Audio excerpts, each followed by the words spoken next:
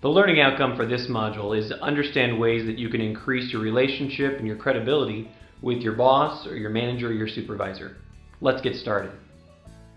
We're going to talk about actions that you can take to strengthen your relationship and credibility with your boss, manager, or supervisor.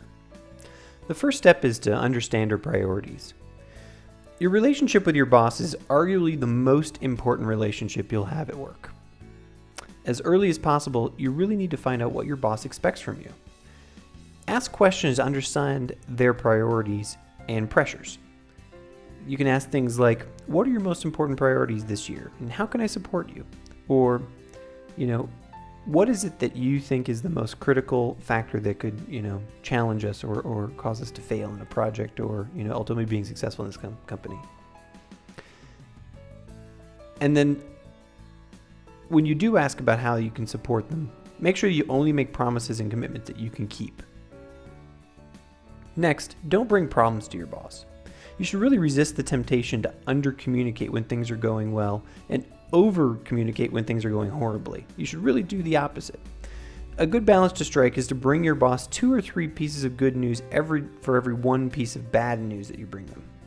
If you bring up a problem, have at least one proposed solution that you've thought through, and make sure that you've actually sought a second opinion on it so that you're not just sort of bringing a solution that's half-baked. If your boss brings up a new problem or issue, listen and then ask what you can do to help. Next, adjust your requests. Don't bother your boss with unimportant details or issues. Remember that you're only a fraction of your boss's life at work, and so you should adjust what you're asking from them accordingly. Ask yourself if your request is important enough and if it's in line with your boss's current priorities. You should make a point of having meetings that are short and efficient with your boss, and always bring an agenda. Consolidate information for your boss. So, for example, if you're bringing a large report to your boss, bring a 1-page summary in bullets, not in paragraph, because their time's limited. They have lots of people who are asking for attention, and you need to make sure that you are efficient and effective with the time that you get. Next, own your relationship with your boss. Live the principle of there's no surprises for your boss. This means that you should always ask how they want to be updated, and that means not only how often, but what level of detail and in what format, and then follow through with those updates. It should go without saying that you should never badmouth your boss to anyone. That would be, you should always be able to, your boss should always be able to count on your loyalty. And you'd be surprised at how fast, bad-mouthing your boss boomerangs back to you. When you experience difficulties working with your boss, you should realize that you could be contributing to the problem.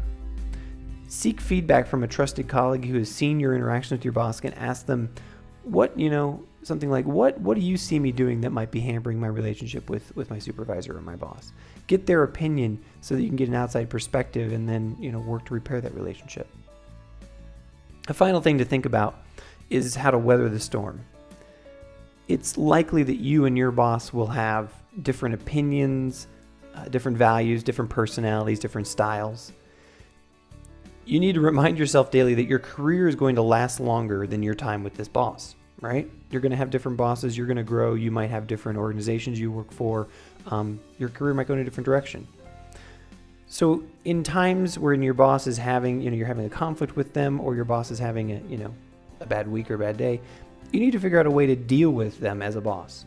You don't have to invite them over for dinner. You may choose to. You actually may have a friendly relationship, but you don't have to. And some tips that you can use, or some ideas that you can use to weather storms now and in the future as you spend your time with this boss, include making sure you keep conversations focused on the work that you're doing and not personal. If your boss says something hurtful to you, picture the words hitting you and rolling off. You can find one thing that you like about your boss that you respect and deliberately think of that in tough situations so that, when the going gets rough, you can remember them in a light that you have respected and that you appreciate. Make sure you learn from the experience whenever your boss is, you're having a conflict with your boss. And Here's a final one is to try to keep a list of the things that your boss has taught you that you'll never do. And, keep a list of those and make sure that you try to live by them.